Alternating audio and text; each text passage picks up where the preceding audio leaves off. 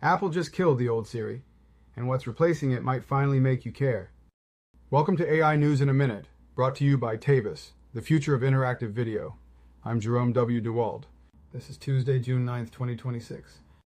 In AI news today, Apple just retired the Siri you've been complaining about for years. At WWDC 2026, they relaunched it as Siri AI, with on-device intelligence, screen awareness, and deep app integration across iPhone, iPad, Mac, and Vision Pro. There's even a dedicated AI chatbot app. Apple is finally taking the AI race seriously. Also from Google, Notebook LM just got a serious power-up. The research tool now has agentic chat, meaning it can autonomously search for sources, show its reasoning steps, and run code inside a sandbox computer environment. It can also export results as PDFs, spreadsheets, and slides. Google is turning Notebook LM into a full autonomous research agent. In a major strategic statement, OpenAI declared, "We've entered the third phase of AI development, and their proposed response is a global coordination body that could actually pause frontier AI."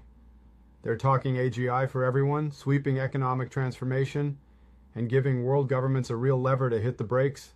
That's an extraordinary thing for an AI lab to propose. Also from OpenAI, the company has filed a confidential draft S1 with the SEC, officially beginning the path to an IPO. This comes just 1 week after rival Anthropic made a nearly identical move. Two of the most powerful AI labs on the planet are both racing toward public markets at the same time. The AI money era is entering a whole new chapter.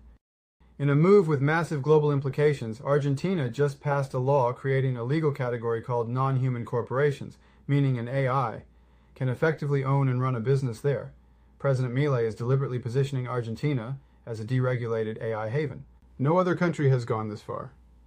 Whether that's visionary or reckless depends entirely on who you ask.